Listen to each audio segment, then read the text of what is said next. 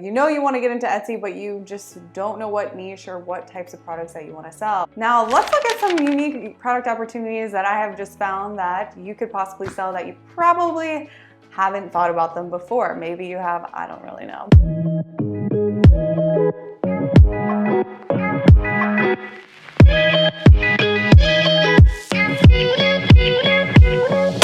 First niche that has some product opportunities that I'm looking at is the national park niche. Now, if you don't already know this, people that like national parks, like really like national parks. This is true for not only national parks, but also like state reputation, or when you're proud of your state, or state patriotism. National park is just the first one that I have here. And what I like to do when I'm looking for product opportunities, I look for broad search terms, and then I try to dial in on longer tail keywords from that broad search term. I go broad first because obviously a broader term in theory should have a higher search volume.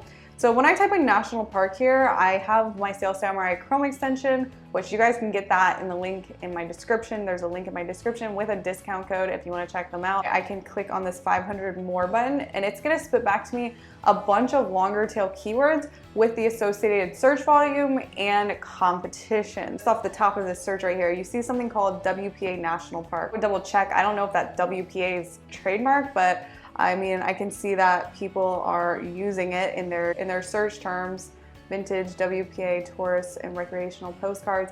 So it looks like people are using it, but let's just go back. Search volume for a second. Search volume is around 3,600 and the competition's 3,900, which that's a relatively low competition. If you can get competition that's pretty equal to the search volume or less, that's a pretty good opportunity, I have to say. The next one down from that is a 63 national parks poster, 62 national parks poster. Basically what I'm gonna do is, you can see it's clear as day, 3,600 search volume and only 1,900 competition. So that's really low competition relative to other niches, I would say. So I'm gonna click on that and see what shows up. So that's gonna give me a bunch of product opportunity ideas. This niche, the national park niche, would be a really great store, I would say, to make a whole brand around of. That could manifest into a bunch of different products. And this is where you kind of are gonna decide, am I gonna go the high barrier entry route or am I gonna go the lower barrier of entry route? The lower barrier of entry route could manifest into doing a print-on-demand model, selling stickers or selling planners that have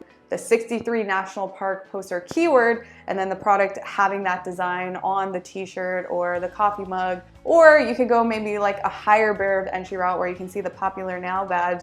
This canister here has a bestseller badge. It looks like that these are just stickers that they made and then they put them on a stainless steel water canister basically. So this would be considered a higher barrier of entry because you're gonna have to go buy wholesale these canisters, go make the designs for all of the national parks, and then print them on stickers and then put them on a water bottle. But if the price is right and you know the time value, they're selling it at $53, which I'm gonna go ahead and assume if they're buying wholesale canisters from Alibaba or AliExpress or something, they're probably making around a 50%, if not 60% profit margin on this. Now, if you're going the lower barrier of entry route, obviously that could be like using Printify or something like My Designs, where you could print this on a poster by the production partner and it would get shipped to them. Or you could actually go out and buy a really good professional printer and buy the machinery and print it and ship it yourself. Or you could do a hybrid of both, where you could sell a digital download. Let's see if we can find one with a digital download. So this one doesn't offer a digital download option, but this is actually would be a really good opportunity. You can offer printables, so you could offer different sizes and different paper that you could print on, but you could also even offer a least barrier of entry item, which could be a digital download. So you could sell a downloadable version of this, and then that price could be like $3 since it's just the download. And then that would actually really help you in this case, because that $3 is what's going to be showing on the front end in the search pages. And obviously you're going to earn that click over someone like this guy because you're showing same value, but you're showing a cheaper price. But then obviously you can have an upsell where you're actually printing it out for them. So you could do a hybrid of both, but be more competitive than this guy because you're offering the digital download option, but then also the upsell of it, you actually printing it on actual paper and shipping it to them. You can see how there's a lot of opportunity in all of this. If you want to learn anything about machinery, whether it's sewing, whether it's embroidering stuff, whether it's 3D printing, like literally there's so much free videos on machinery and learning machinery on the internet that there's really no excuse. Like if you want to learn something, like you can learn it. Like I can speak from experience. I've taught myself so many skills just from YouTube. So if you do want to go that route, it's not like you don't have access to that information. At that point, it's just like a money thing of buying expensive machinery, opening up a credit card with 0 APR for the first year and putting it on the credit card. Ideally a credit card that has like an intro offer. That some of these credit cards will give you like $1,000 back if you spend a certain amount. So you can get $1,000 back, 0 APR for the first year, and then you have a year to basically pay it off. But by then, hopefully you're making money, which is what I had to do with my first brand, and it did work out for me. Next niche that I want to talk about is the baby niche. There is a lot of people selling the baby niche. But with that being said, there's a lot of untouched product opportunity. Honestly, I truly believe this is true for any saturated niche. When you are more creative, it really shows like on Etsy. So this was a product that I found that I thought was super interesting. Scenario that I just explained to you where the listing was offering basically a digital download, but then there was an upsell for them to actually get it printed on their behalf. This is what some of the people are doing in this niche. So basically it's an EOS baby invitation. So if I come here, EOS baby shower card holder, when I saw this, I was like, what is this? And as we can see, it's some really good keywords to go after here. So almost double the search volume than there is competition for EOS or OS, I don't know how to pronounce it, baby shower favors. And basically what that is those little circle sphere chapsticks that you can buy. Like we'll click on this one for an example. You're getting the card and then you add the chapsticks into that little circle there. So you screw it in. And this one, you're actually just getting the digital template. And then there's also a personalization component to it. So you can actually personalize the card, which is super, super cool. So that is one option. I have a whole video on how you can sell digital downloads in my channel. So I'll link that video below as well if this is something that you're interested in. But I think this is super unique. But if I was selling this listing, I would do it a little differently to add more value. So like I would offer a tiered system of upsells. So the first one would be just the digital download, which they're doing the digital download with a personalization component. I would go even a step further. I would offer the digital download as an option with the personalization component as the first tier. The second tier I would offer is a printable version. So I'm actually going to let them personalize it and then I'm going to print it for them. And I'm not gonna provide the EOS chapstick, but I would just send them the card printed for them with the circle in it, and then they would have to add the chapstick. And then the highest tier that I would offer is the completed thing. So print it out for them with the hole in it, with the personalization, and I would send it with the chapstick. So now I just have a whole tiered system, and that would beat this listing because one, you're gonna get people with a higher order value because there's always gonna be a person that buys the higher tiered thing. I would make my digital download option with personalization cheaper than theirs because just a digital download. So it doesn't cost me anything. So they're selling it for $9.60. I would probably sell it for like $4, which you can because it doesn't cost me anything. That's what I would do in this case scenario. There's a lot of other products in the baby niche that you can go after. Like this was just one example. Next product opportunity that I want to talk about that I think is super interesting, and I've been seeing them more on the market, is these oyster plates. So it actually looks like this guy right here. You can see it has an Etsy's pick badge. And what's super interesting about this is that they actually could use keywords like wedding ring holder or jewelry holder or jewelry tray or something like that. And when I type in jewelry, or if I put in ring holder, and we see what the search volume is with that, we see it's a massive amount of search volume, but it also has a lot of competition. And I'm gonna say this, and this is gonna flood the gates of Etsy if people start making this. I mean, whoever can capitalize on this opportunity, go for it. So ring holder itself has a really high search competition, but the thing about this product opportunity is because it's so unique, and as you see, like when I just type in oyster plate, like the competition is not fierce, and keyword oyster plate within itself is probably not a huge amount of search volume.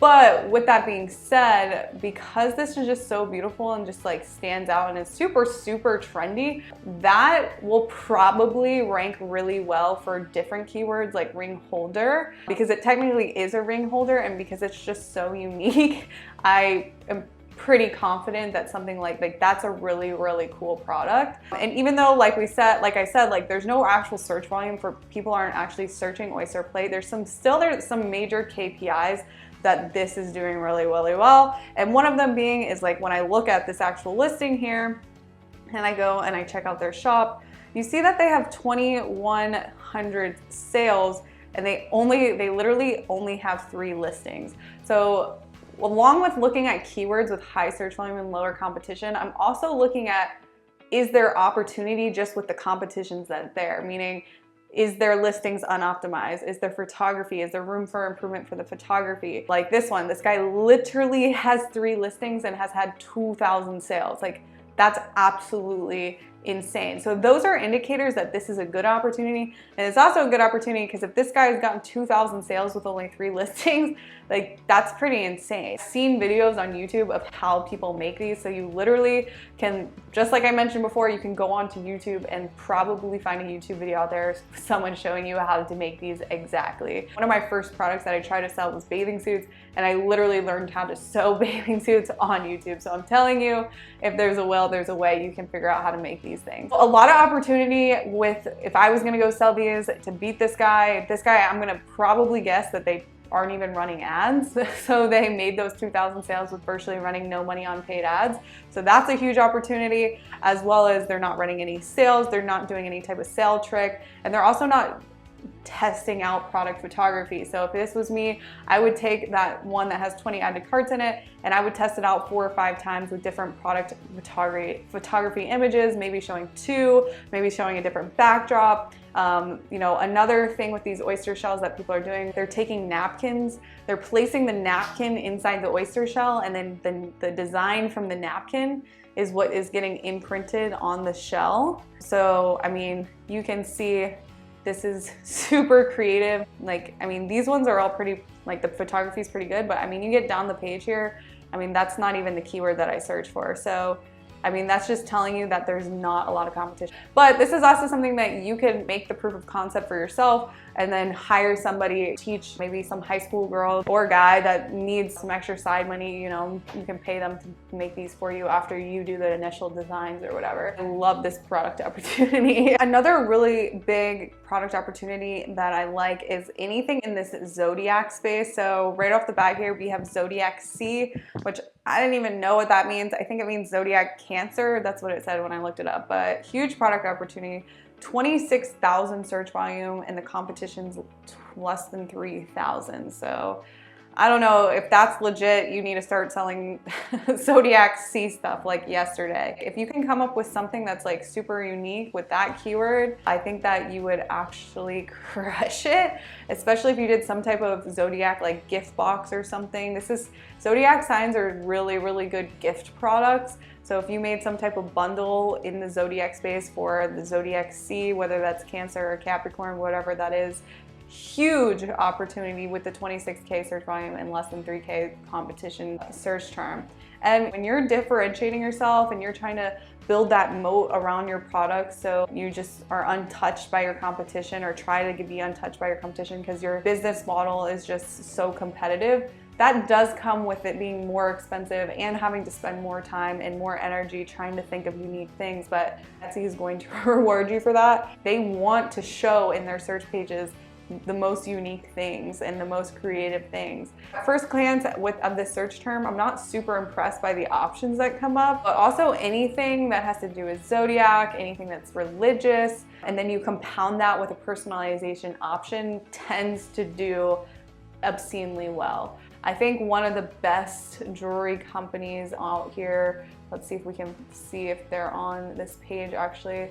Yeah, Caitlin Minimalist, I believe is the #1 Etsy seller on Like they're the #1 shop like on Etsy, and the key to their success is literally personalization. So what does that mean? That means that they either are the manufacturer or they have a really, really good relationship with their manufacturer partner, and they have all these personalization options, not to mention they have over 1,200 listings. So if you're somebody that was wanting to compete with them, those are the key components that you're gonna wanna look at. Obviously they're selling more than just Zodiac stuff, but it's that personalization option that is absolutely huge. Guys, I hope you got some value out of this video. If you don't know me, my name's Hannah Gardner, if you made it to the end. And I basically teach people how to build brands on Etsy, but also Shopify. I have been selling for about 3 years. So if that is something that you're into, make sure you subscribe to the channel. Comment some love down below. That also helps my channel when you actually engage with these videos. So I appreciate you staying till the end. I hope you got some value and learned a thing or two. And yeah, I will see you guys in the next video. Bye guys.